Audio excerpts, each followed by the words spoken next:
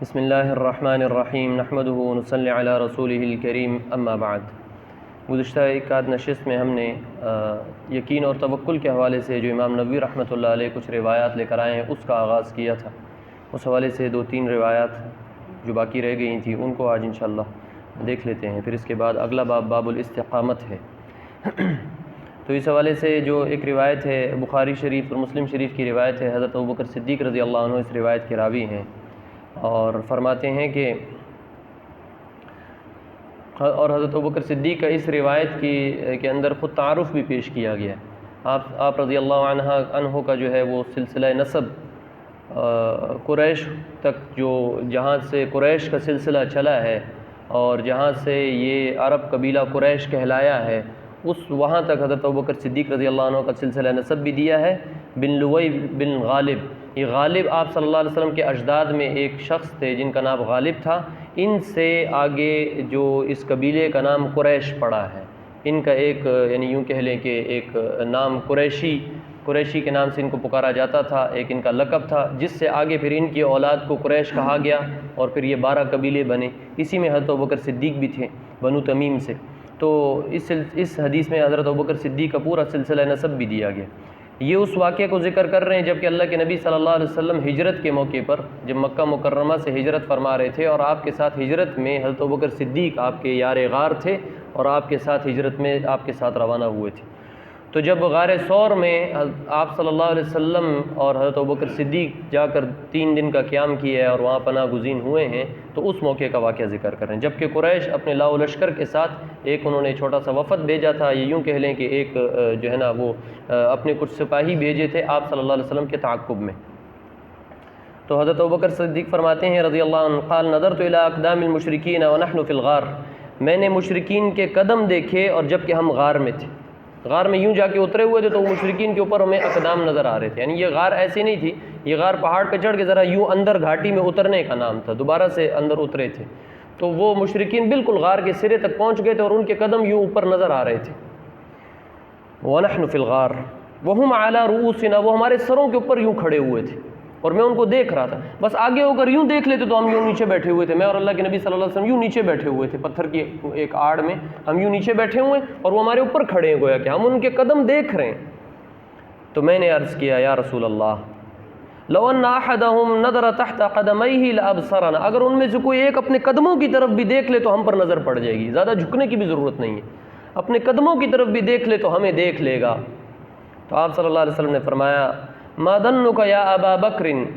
باثنین اللہ ثالثہما، اے ابو بکر ان 2 کے بارے میں تیرا کیا خیال ہے کہ جن کا تیسرا ساتھی اللہ ہو؟ تیرا کیا خیال ہے؟ ہم یہاں 2 نہیں ہیں، ہمارے ساتھ اللہ ہے۔ اللہ ہے کا کیا مطلب؟ اللہ کی پوری غیبی مدد و نصرت ہمارے ساتھ ہے، بے فکر ہو جاؤ۔ اللہ کی اپنی تمام تر غیبی نصرتوں کے ساتھ اللہ کی معیت ہمارے ساتھ ہے، اللہ ہمارے ساتھ ہے۔ تو ایسے 2 لوگوں کے بارے میں آپ کا پھر کیا خیال ہوگا جس کے ساتھ اللہ کا پورا غیبی نظام چل رہا ہو، اللہ کی غیبی نصرت جس کے ساتھ ہو، غیبی مدد جس کے ساتھ ہو، اللہ اپنی تمام تر قوت اور جاہ و جلال کے ساتھ جس کو اللہ کی معیت نصیب ہو، اس کے بارے میں آپ کا کیا خیال؟ تو کیوں پریشان ہو رہے؟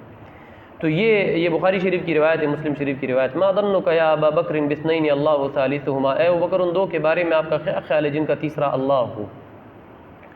تو یہ اصل میں آپ صلی اللہ علیہ وسلم کی یقین کامل کا اس موقع پر اظہار ہے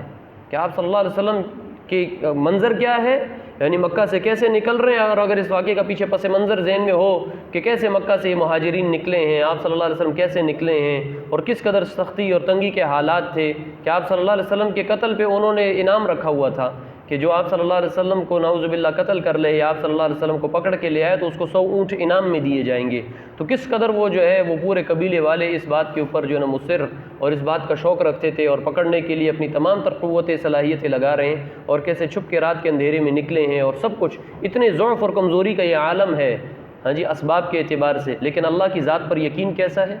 اور کس قدر توکل کا اعلیٰ مقام ہے کہ ذرہ بھر بھی آپ صلی اللہ علیہ وسلم کے دل میں خوف کا کوئی شائبہ ہی نہیں ہے، کیونکہ یقین کامل تو کیسے ہی کہتے ہی اس کو ہیں کہ ہر ایک سے خوف کٹ کے ایک اللہ کا خوف دل میں آ جائے۔ اللہ کے ہر غیر کا خوف ڈر دل سے نکل جائے، سوائے اللہ کے کسی سے نہ خوف ہو، نہ کسی سے ڈر ہو، نہ کسی سے امیدوں کی وابستگی ہو، کاموں کا بننا اللہ سے اس بات کا یقین دل میں آ جائے۔ یہ یقین اور توکل کا اعلیٰ مقام ہے۔ آپ صلی اللہ علیہ وسلم چونکہ اس اعلیٰ مقام پر فائز تھے، اس لیے حضرت ابوبکر صدیق کو اس موقع پر یوں تنبیہ فرمائی، یوں ارشاد فرمایا۔ پھر اگلی روایت جو ہے حضرت ام سلمہ رضی اللہ عنہا سے ہے، ان النبی صلی اللہ علیہ وسلم کان اذا خرج من بیتہ، جبکہ اللہ کے نبی صلی اللہ علیہ وسلم اپنے گھر سے باہر تشریف لاتے تھے، گھر سے باہر نکلتے تھے تو یوں فرماتے تھے، بسم اللہ توکلت علی اللہ، اللہم انی اعوذ بک ان اضل او اضل او ازل او ازل او اظلم او اظلم او اجہل او یجہل علی۔ یہ ابو داؤد شریف، ترمذی شریف وغیرہ کی روایت ہے۔ فرماتی ہیں حضرت ام سلمہ رضی اللہ عنہا، یہ زوجہ محترمہ ہیں، ام المؤمنین ہیں، یہ فرماتی ہیں جب کہ اللہ کے نبی صلی اللہ علیہ وسلم گھر سے باہر تشریف لاتے تھے تو یوں دعا فرماتے تھے، یوں ان کلمات کے ساتھ دعا فرماتے تھے، بسم اللہ توکلت علی اللہ، کہ شروع اللہ کے نام سے اور اسی اللہ پر میں نے بھروسہ کیا، اللہم انی اعوذ بک ان اضل او اضل، اے اللہ بے شک تیری پناہ مانگتا ہوں اس بات سے کہ میں بے راہ ہو جاؤں یا بے راہ کر دیا جاؤں، راستے سے ہٹا دیا جاؤں، کوئی ایسا بندہ آ کر مجھے اچک نہ لے کہ میں راستے سے ہٹا دیا جاؤں۔ اور پھر فرمایا او ازل او ازل، یا میں پھسل جاؤں یا پھسلا دیا جاؤں۔ اور پھر فرمایا او اظلم او اظلم، یا میں ظلم کروں یا مجھ پر ظلم کیا جائے، نہ میں کسی پر ظلم کروں نہ کوئی مجھ پہ ظلم کرے، ان ساری باتوں سے میں آپ کی پناہ مانگتا ہوں۔ ہاں جی، او اجہل او یجہل علی، یا میں کوئی جہالت کا کام کروں، جہالت کی بات کروں، یا میرے ساتھ کوئی لوگ جاہلانہ سلوک کریں، اس بات سے بھی پناہ مانگتا ہوں کہ نہ تو خود جہالت کی کوئی بات کرنی ہے اور نہ کسی کے ساتھ ایسے جو نا انسان بحث مباحثے میں پڑے کہ وہ جاہلانہ گفتگو کر رہا ہو، فضول کی بے معنی گفتگو، لا یعنی گفتگو، عبث گفتگو کر رہا ہو اور میرا وقت ضائع کرے، ایسی بات سے بھی میں پناہ مانگتا ہوں۔ تو یہ اس دعا کے اندر جو پہلا لفظ ہے بسم اللہ توکلت علی اللہ، یہ والا الفاظ جو ہیں یہ اس باب سے مناسبت رکھتے ہیں کہ توکل، گھر سے نکلتے وقت اللہ کے توکل پہ انسان گھر سے نکلے، اور یہ جو دعا ہے اس میں ہر قسم کے حادثات سے، ہر قسم کی پریشانی سے، گھر سے نکلتے وقت راستے میں کسی سفر کی مشکلات پریشانی سے، یعنی یہ نہیں کہ کسی سفر پہ جا رہے ہیں، گھر سے نکل کے دکان تک جا رہے ہیں، مسجد تک آ رہے ہیں ایک چھوٹے سے کام کے لیے، تب بھی یہ دعا پڑھ سکتے ہیں۔ یہ مطلق گھر سے نکلنے کی دعا ہے جس میں انسان اپنا سب کچھ اللہ کے سپرد اور حوالے کر کے اب گھر سے نکل رہا ہے۔ ہاں جی، اور ایک اور روایت میں آتا ہے بسم اللہ توکلت علی اللہ لا حول ولا قوت الا باللہ، یہ دعا سکھلائی، اور اس دعا پر 4 فضائل بیان کیے، 4 قسم کے وعدے کیے گئے کہ ہدیت و کفیت، کہ تجھے ہدایت دی گئی اور تیری جو ہے نا تیرے لیے اللہ کافی ہو گئے، ووقیت من شر الشیطان، اور شیطان کے شر سے تجھے محفوظ و مامون کر دیا گیا، یہ بتایا گیا کہ تجھے شیطان کی۔ اب یہ چھوٹے سے الفاظ ہیں، بسم اللہ توکلت علی اللہ لا حول ولا قوت الا باللہ، گھر سے نکلتے وقت یہ انسان دعا پڑھ لے تو فرشتہ اعلان کرتا ہے ہدیت و کفیت و وقیت من شر الشیطان، تجھے ہدایت دی گئی، یعنی اب جس راستے پہ چل رہا ہے اس راستے پہ چلتے ہوئے تو گمراہ نہیں ہوگا، غلط طرف نہیں جائے گا، صحیح راستے پہ جائے گا، جس کام کے لیے نکلا ہے وہ کام ہوگا، خیر کے کام کے لیے نکلا ہے تو خیر کا کام ہوگا، اس میں تجھے رکاوٹ نہیں آئے گی، تیرے لیے اللہ کافی ہو گیا، اور ہر شر سے، شیطان کے شر سے تیری حفاظت کی گئی۔ اب یہ چھوٹی چھوٹی موقع محل کی دعائیں ہیں جس میں اصل میں یہ میں نے کئی بارہا یہ مختلف نشستوں میں یہ بات عرض کی، یہ جو موقع محل کی دعائیں ہیں نا جی، اب یہ ایک دعا ہے نا جی، بسم اللہ توکلت علی اللہ، یہ گھر سے نکلنے کی ایک مسنون دعا ہے۔ اس طرح موقع محل کی دعائیں ہیں، اس میں 1-2 باتیں یعنی ذہن میں رکھنی چاہیے، میں دوبارہ عرض کر دیتا ہوں، بارہا میں نے یہ باتیں عرض کی کہ موقع محل کی دعائیں اصل میں چونکہ ان دعاؤں کے اندر ایک چیز جو قدر مشترک ہے، جو ایک کامن فیکٹر ہے ساری موقع محل کی دعاؤں کے اندر، اگر ہم دیکھیں تو اکثریتی طور پر ان دعاؤں میں جو چیز پائی جاتی ہے وہ اللہ کی یاد ہے اور اللہ کی حمد و ثنا ہے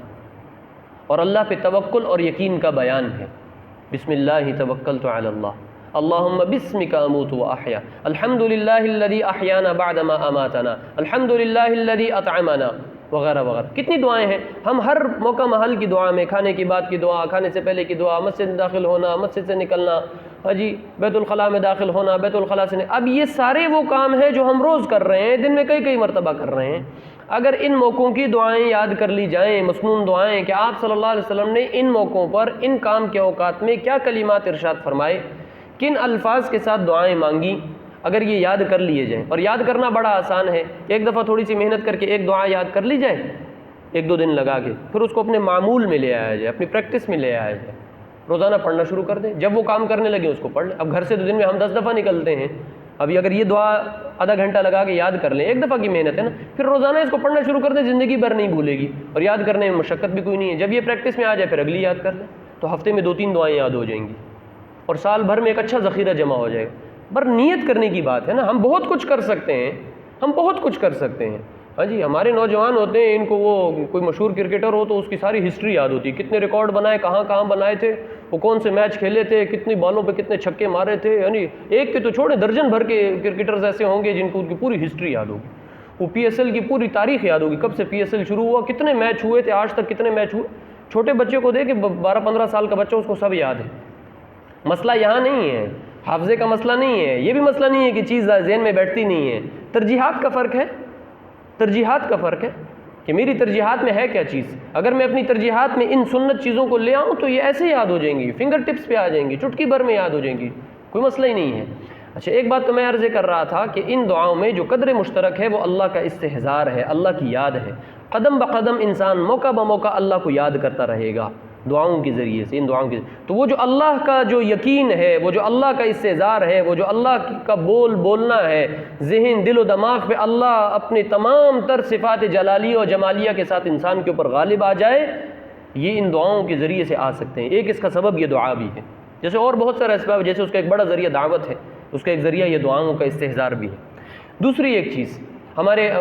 بہت سے علماء بزرگ فرمایا کرتے تھے کہ یہ جب موقع محل کی دعائیں یاد کرو، جب پڑھنے لگو تو شروع میں پریکٹس کرنے کے لیے کہ استحضار یعنی اللہ کی ذات عالی کا دھیان نصیب، استحضار کا مطلب دھیان، اللہ کا دھیان نصیب ہو جائے، اس کے لیے ان دعا کے پڑھتے وقت ایک لمحے کے لیے رک جاؤ اور ذرا سوچو کہ کیا کہہ رہے ہو، تو اللہ کا دھیان نصیب ہو، یعنی دھیان سے توجہ سے دعا پڑھو تو اللہ کا وہ جو دھیان حاصل ہونا جو مقصود ہے وہ بھی حاصل ہو۔ ایک بات، دوسری بڑی عجیب بات آپ سے عرض کروں، علماء فرماتے ہیں یہ جو دعائیں ہیں چونکہ ان کے جو الفاظ ہیں یہ پیارے حبیب محمد مصطفیٰ صلی اللہ علیہ وسلم کی زبان اطہر سے نکلے ہوئے ہیں، یعنی یہ وہ الفاظ نہیں ہیں جو میں نے اور آپ نے بنائے، ہم کچھ کہہ رہے ہیں اپنے الفاظ میں مانگ رہے ہیں۔ دعا تو کہیں پہ بھی ہو، کسی بھی زبان میں، کسی بھی الفاظ کے ساتھ وہ قبول ہو ہی جاتی ہے، لیکن ان الفاظ کے اندر ایک اور خصوصیت وہ یہ ہے کہ یہ الفاظ، یہ کلمات آپ صلی اللہ علیہ وسلم کی زبان اطہر سے نکلے ہیں، اور آپ صلی اللہ علیہ وسلم کی زبان اطہر سے جب یہ ایک دفعہ نکل گئے ہیں اور بارہا نکلے ہیں تو انہوں نے تو قبولیت کے راستے دیکھ لیے ہیں، تو یہ تو اللہ کے دربار میں ان دعاؤں کو پہنچنے کے لیے دیر نہیں لگے گی، چونکہ ان کلمات نے قبولیت کے راستے دیکھے ہوئے ہیں۔ ہاں،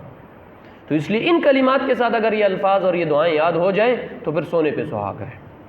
بہرحال اس دعا کے اندر بھی اللہ کی ذات عالی پر توکل اور یقین کا بیان تھا۔ بسم اللہ توکلت علی اللہ، کہ جب انسان کام کاج کے لیے، کسی بھی کام کے لیے گھر سے نکلے تو اللہ پر یقین توکل کے ساتھ نکلے، اور خیر کے کام کے لیے نکلنا ہوگا تو ظاہر سی بات ہے کہ ظاہر ہے پھر جب اس دعا کے ساتھ نکلے گا تو اس کام میں اللہ کی مدد و نصرت اور تعاون بھی شامل حال رہے گا۔ اگلی حدیث، یہ حضرت انس رضی اللہ عنہ جو خادم رسول صلی اللہ علیہ وسلم تھے، فرماتے ہیں قال رسول اللہ صلی اللہ علیہ وسلم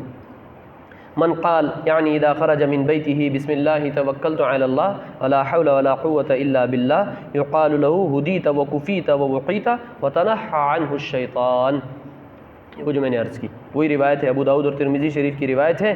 اور اس میں کچھ الفاظ کی بھی اضافہ ہے لشیطان آخر۔ بہرحال اس میں فرمایا کہ جب کوئی شخص، آپ صلی اللہ علیہ وسلم نے ارشاد فرمایا، جب کوئی شخص گھر سے نکلتے وقت یہ کلمات کہے، بسم اللہ توکلت علی اللہ لا حول ولا قوة الا باللہ، شروع اللہ کے نام سے، توکلت علی، بسم اللہ شروع اللہ کے نام سے، توکلت علی اللہ میں نے اللہ پر بھروسہ کیا، ولا حول ولا قوة الا باللہ یعنی برائی سے ہٹنا، برائی سے بچنے کی قوت اور طاقت اور نیکی کرنے کی قوت اور طاقت صرف اللہ کی طرف سے ہے، انسان اپنے اختیار سے کچھ نہیں کر سکتا، اپنے اختیار سے انسان کچھ نہیں کر سکتا۔ لا حول ولا قوت الا باللہ کے مطلب یعنی نیکی کرنے کی جو قوت انسان کے اندر ہے، برائی سے بچنے کی انسان کے اندر جو صلاحیت طاقت پیدا ہوتی ہے، یہ اللہ کی طرف سے ہے، جس کو اللہ چاہتے ہیں عطا کر دیتے ہیں۔ تو اگر انسان کو وسوسے کی بیماری زیادہ ہو، یعنی وسوسے آتے ہوں، نیک کام کرنے کا دل نہ چاہتا ہو، ہمت نہ ہو رہی ہو، تو وہ یہ ان کلمات کو لازم پکڑ لے، لا حول ولا قوت الا باللہ، لا حول ولا قوت الا باللہ، تو اللہ رب العزت برائی سے بچنے کی قوت دے دیں گے۔ ایک اندر میں ایک روحانی قوت پیدا ہوگی جس کے ذریعے سے انسان گناہ سے بچے گا، اندر میں ایک قوت پیدا ہوگی جس کے ذریعے سے انسان نیکی پر اٹھے گا۔ ان کلمات کے ذریعے سے، ان کلمات میں اللہ نے یہ تاثیر رکھی ہے۔ تو فرمایا کہ جب کوئی شخص یہ کلمات کہہ لیتا ہے گھر سے نکلتے وقت تو اس سے کہا جاتا ہے، یعنی ایک فرشتہ اعلان کرتا ہے، ہدیتا، تجھے ہدایت دی گئی، تجھے ہدایت دی گئی، اور وکفیتا، اور تیرے لیے کفایت کر دی گئی، یعنی اللہ تیرے لیے کافی ہو گیا، جس کے لیے اللہ کافی ہو جائے اور اس کی کسی چیز کی پھر حاجت باقی رہے گی۔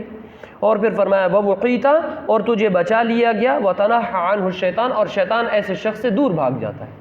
کہ ایسے مضبوط کلمات اس نے کہے ہیں کہ اب شیطان کی ہمت نہیں ہے کہ اس شخص کے قریب آ سکے، بشرط یہ ہے کہ اخلاص نیت کے ساتھ ہو، استحضار دھیان کے ساتھ ہو، اور توکل کامل اور یقین کامل کے ساتھ ہو کہ اب جو میں نے یہ کلمات کہے تو ان کلمات کی جو فضیلت، ان کلمات کے جو فوائد اس حدیث مبارکہ کے اندر بیان کیے گئے وہ حاصل ہو کے رہیں گے۔ یہ ہے یقین، یہ ہے یقین، آپ صلی اللہ علیہ وسلم کی ارشادات پر، آپ صلی اللہ علیہ وسلم کی بتائی ہوئی باتوں پر، دعاؤں پر یقین۔ اس لیے امام نووی رحمۃ اللہ علیہ اس حدیث کو یقین کے باب میں لے کر آئے۔ آخری روایت اس باب کی، یہ بھی حضرت انس رضی اللہ عنہ روایت کرتے ہیں، فرمایا قال كان اخوان على عهد النبي صلی اللہ علیہ وسلم وكان احدهما ياتي النبي صلی اللہ علیہ وسلم والآخر يحترف فشكى المحترف اخاه للنبي صلی اللہ علیہ وسلم فقال لعلك ترزق به۔ یہ بھی ترمذی شریف کی روایت ہے۔ حضرت انس فرماتے ہیں رضی اللہ عنہ کہ حضور صلی اللہ علیہ وسلم کے زمانے میں دو بھائی تھے،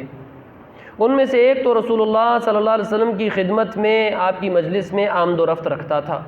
گاہے بگاہے آپ صلی اللہ علیہ وسلم کی خدمت میں آتے رہتے تھے وہ صاحب، اور آپ صلی اللہ علیہ وسلم کی مجلس میں استفادہ کرتے تھے، سیکھتے تھے کوئی نئی بات، کوئی آیت، کوئی حدیث، یعنی آپ صلی اللہ علیہ وسلم سے وہ استفادہ خوب کرتے رہتے تھے۔ ان کا روز کا معمول یہ تھا کہ اٹھتے تھے اور آپ صلی اللہ علیہ وسلم کی مجلس میں آ جاتے تھے، اور کوئی کام کاج خاص نہیں کرتے تھے، معاش وغیرہ کے دھندوں میں زیادہ نہیں لگتے تھے، وہ ادھر ہی لگے رہتے تھے۔ آپ صلی اللہ علیہ وسلم کی مسجد نبوی میں ڈیرا ڈالا ہوا تھا، اور دوسرا جو بھائی تھا وہ کاروبار کرتا تھا، کماتا تھا۔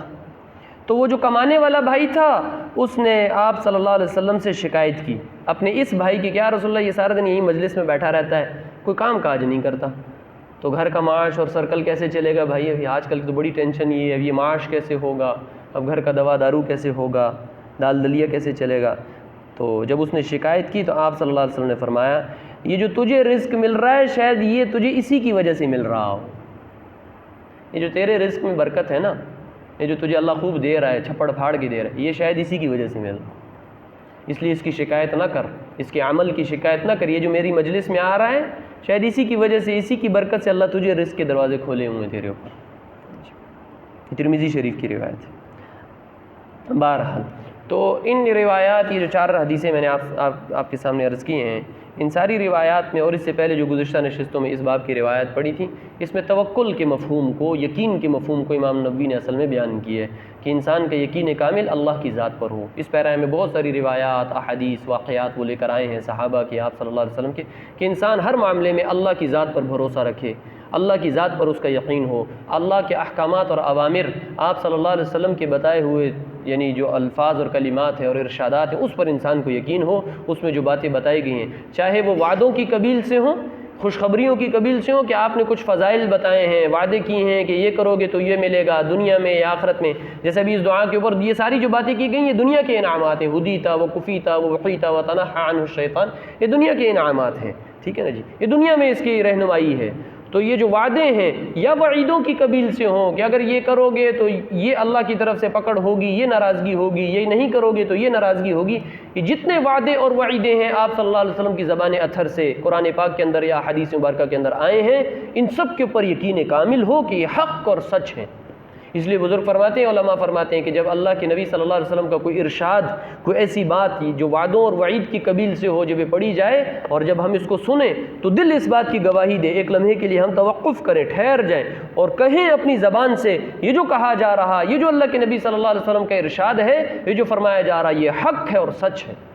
اس میں کوئی شک و شبہ نہیں، بالکل سچ ہے، صادق مصدوق کی زبان اطہر سے نکلی ہوئی بات ہے، اس میں جو انعامات، جو فضائل، جو وعدے، جو وعیدیں، جو کچھ بیان کیا جا رہا یہ حق اور سچ ہے، پورا یقین ہو اس بات کے اوپر۔ جب ہم اس بات کی پریکٹس کریں گے، اپنے آپ کو اس بات کے اوپر تیار کریں گے کہ یہ حق اور سچ ہے، پھر ان باتوں کی حقانیت پر اور ان باتوں کی صداقت اور سچائی پر ہمارا ایمان مضبوط ہوتا چلا جائے گا،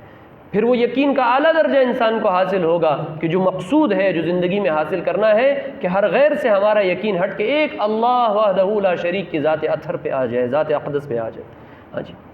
اور امیدوں کی وابستگی اللہ سے ہو جائے، دل میں خوف اور ڈر ہو تو صرف اللہ کا ہو، کاموں کا بننا اللہ سے ہوگا، حالات کا بننا بگڑنا اللہ کے ہاتھ میں، یہ سب یقین ہمیں اللہ کی ذات پر آ جائے ان وعدوں اور وعیدوں کے ضمن میں اور اس کے نتیجے میں۔ اس لیے امام نووی رحمۃ اللہ علیہ یہاں پر یہ ساری روایت لے کر آخری بات عرض کرتا ہوں، میں نے پہلے بھی ایک نشست میں عرض کی تھی،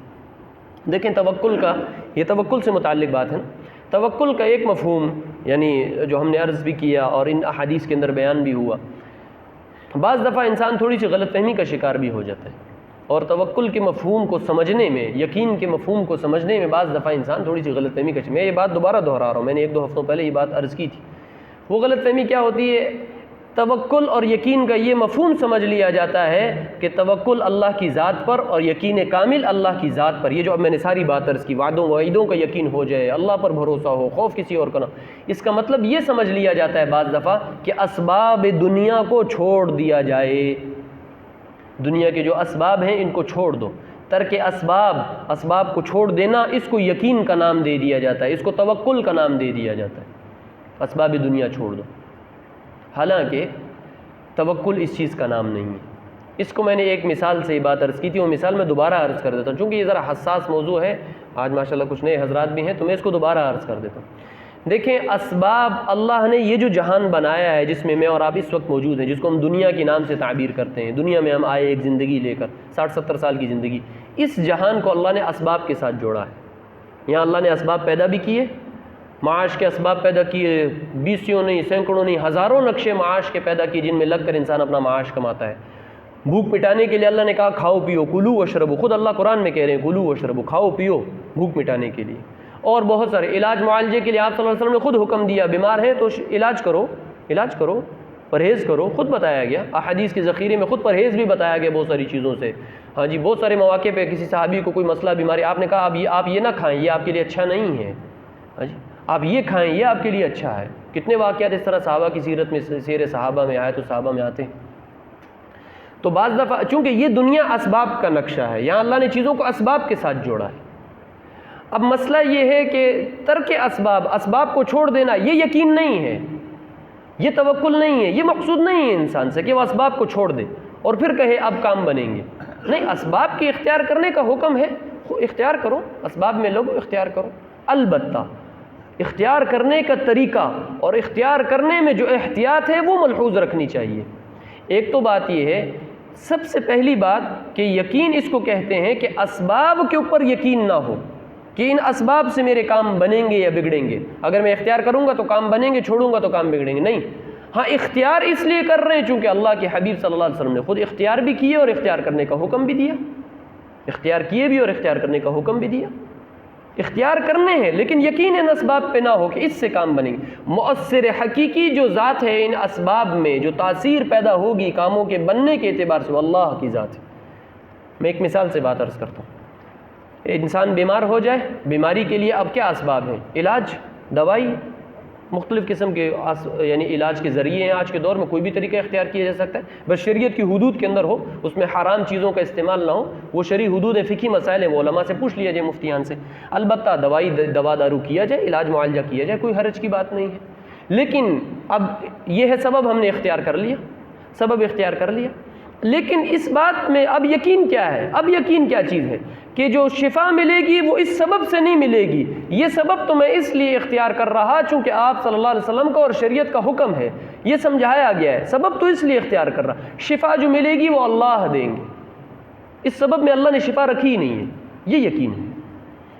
سبب میں اللہ نے تاثیر نہیں رکھی، اللہ چاہیں گے تو سبب میں تاثیر رکھیں گے، اللہ چاہیں تو سبب سے تاثیر نکال دیں، سبب موجود ہوگا نتیجہ نہیں ملے گا، سبب موجود ہوگا۔ کتنے مریض ایسے ہیں دنیا بھر کا علاج کرتے ہیں، شفا نہیں ملتی، چونکہ سارے اسباب موجود ہیں، اللہ نے اس سے تاثیر اٹھا لی، جس کو اللہ کا امر کہتے ہیں، اللہ کا حکم کہتے ہیں، اللہ نے اس سبب سے اپنا حکم نکال دیا، اپنا امر نکال دیا، سبب موجود ہے، تاثیر ظاہر نہیں ہو رہی۔ تو سبب کے اندر جو حقیقی تاثیر ہے وہ اللہ کا حکم ہے، اس کے ذریعے سے ہے، سبب سے کچھ نہیں ہوگا۔ ہاں، یہ یقین اس کو کہتے ہیں۔ اب اس کو ایک اور آسان مثال سے میں عرض کرتا ہوں کہ یہ یقین کیا ہے۔ دیکھیں، ایک شخص، میں نے 2 ہفتے پہلے بھی بات عرض کی تھی، ایک شخص دریا میں، نہر، سمندر میں سفر کر رہا ہو، کشتی میں، ہاں جی، اب یہ جو کشتی کے ارد گرد جو پانی ہے، جس پانی پہ یہ کشتی چل رہی ہے، ظاہر ہے یہ پانی نہیں ہوگا تو کشتی چلے گی بھلا؟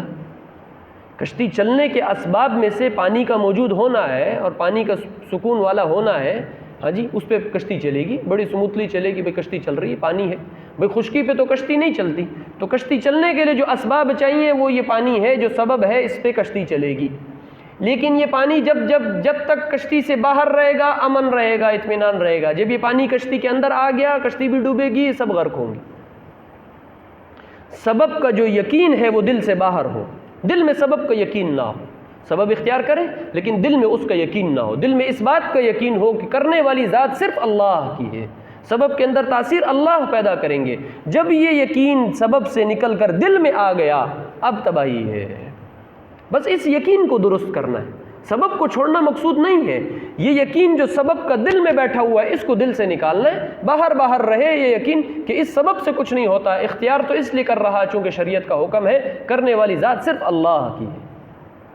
کرنے والی ذات صرف اللہ کی ہے۔ اس بات اور ایک آخری بات میں نے ایک عرض کیا کہ ایک تو سبب کو اختیار کرنا کوئی حرج نہیں ہے، اختیار کر سکتے ہیں، البتہ اس سبب سے ہونے کا یقین دل میں نہ ہو، اس کی پریکٹس کرنی ہے۔ اب یہ پریکٹس کیسے ہوگی؟ مطلب یہ دل میں یہ یقین کیسے بیٹھے گا کہ اس سبب سے نہیں ہوگا؟ ہم تو سبب سے ہی سمجھ رہے ہیں، ہم تو بیمار ہوتے ہیں علاج معالجہ ہی کرتے ہیں اور یہی یقین آتا ہے ہلو جی آگمنٹن کی گولی لے لی اب انشاءاللہ گلا ٹھیک ہو جائے گا، جی میں نے پیناڈول کھا لی اب بخار اتر جائے گا، ہم تو یہی سمجھتے ہیں نا، اور مطمئن بھی ہو جاتے ہیں سبب اختیار، ماشاءاللہ اب دکان ڈال لی ہے، اب یہ ہے کہ انشاءاللہ گھر کا دال دلیا چلتا رہے گا، جاب اچھی مل گئی ہے، اب انشاءاللہ یہ معاشی مسائل حل ہو جائیں گے، ہم تو یہی سمجھتے ہیں اور یہی کہتے بھی ہیں، ہمارے تو عام بول چال میں یہ بات ہے۔ تو اب یہ یقین درست کیسے ہوگا کہ سبب اختیار بھی کر رہے ہیں اور اس پر یقین بھی نہیں، یقین بھی اللہ کی ذات پر ہو؟ اس کے لیے 2-3 کام کرنے ہیں، بس یہ آخری بات عرض کر کے بات ختم کرتا ہوں۔ کیا 2-3 کام کرنے؟ ایک تو سب سے پہلا کام جو کرنے کا ہے کہ سبب کے اختیار کرنے سے پہلے، یعنی کوئی مسئلہ پیش آیا، ابھی اس مسئلے کے حل کے لیے ہم نے سبب اختیار کرنا ہے، تو پہلے سبب کی طرف نہ جائیں، پہلے رب الاسباب کی طرف رجوع کریں، جس نے اس سبب کو پیدا کیا ہے اور جو اس سبب میں تاثیر رکھے گا ہمارے لیے، اس کی طرف رجوع کریں۔ رجوع کرنے کا کیا مطلب ہے؟ 2 نفل پڑھ کے اللہ کی طرف متوجہ ہو جائے، 2 منٹ کی دعا مانگے، یا اللہ میں بیمار ہوں، بچہ بیمار ہے، دوا دارو کرنے کا حکم آپ ہی کی طرف سے، میں اختیار کر، آپ شفا دے دیں۔ آپ چاہیں تو اس دوا دارو کے بغیر بھی شفا دے سکتے ہیں، بغیر اسباب کے بھی، اللہ اسباب کا محتاج تو نہیں ہے نا، اللہ تو بغیر اسباب کے بھی کر سکتے ہیں، لیکن اللہ نے دنیا میں چیزوں کو اسباب کے ساتھ جوڑا ہے، یا اللہ اسباب اختیار کرنے جا رہا ہوں، آپ اس کے بغیر بھی دے سکتے ہیں، آپ اس سبب میں تاثیر ڈالیں، آپ ہی نہیں کرنا ہے۔ تو جب بندہ ہر سبب کے اختیار کرنے سے پہلے جب اللہ کی طرف رجوع کرے گا، نفل کا ٹائم نہیں مل رہا، دل ہی دل میں دعا کر لے، یا اللہ ڈاکٹر کے پاس جا رہے ہیں، بچہ بیمار ہے، شفا دینے والی ذات صرف آپ کی ہے، دل ہی دل میں کہہ دے اور دل ہی دل میں اللہ سے دعا مانگے، یا اللہ اس دوائی سے جو شفا ملے گی وہ آپ دیں گے، آپ نہ چاہیں تو دنیا جہان کے علاج کر لیں، شفا نہیں ملے گی، یا اللہ اس لیے آپ شفا دے دیں۔ تو دعا مانگ لے اور سبب کی نفی کرے اور اللہ کی ذات عالی سے ہونے کو بول دے، دل میں بولے، زبان سے بولے، ایک دفعہ بولے، آہستہ آہستہ جب انسان یہ پریکٹس کرتا چلا جائے گا تو اسباب سے یقین ختم ہو کر اسباب اختیار بھی کر رہا ہوگا، ایک وقت آئے گا کہ ان اسباب سے یقین ہٹ جائے گا، انسان کہے گا اللہ سے ہوتا ہے، اللہ کے غیر سے کچھ نہیں ہوتا، یہ دل کا حال بن جائے گا، ایک کیفیت بن جائے گی۔ بس یہ انسان ایک کام کر لے اور اس بول کو بولتا رہے، اسباب کی نفی کرتا رہے کہ ان سے نہیں ہوتا، اللہ سے ہوتا ہے، اللہ سے ہونے کو بولتا رہے، تو اللہ رب العزت یہ آہستہ آہستہ دل کی یہ کیفیت بھی بنا دیں گے۔ اللہ رب العزت ہم سب کو دین کا صحیح فہم سمجھ نصیب فرمائے۔ اللهم أنت السلام ومنك السلام وتباركت ربنا وتعاليت يا ذا الجلال والإكرام اللهم إنك عفو كريم تحب العفو فاعف عنا يا كريم يا حي يا قيوم برحمتك نستغيث رب اغفر وارحم وأنت خير الراحمين جزا الله عنا محمدا ما هو أهله جزا الله عنا محمدا ما هو أهله اللهم فقهنا في الدين وعلمنا الكتاب اللهم فقهنا في الدين وعلمنا الكتاب وصلى الله تعالى على خير خلقه محمد وآله وأصحابه أجمعين آمين برحمتك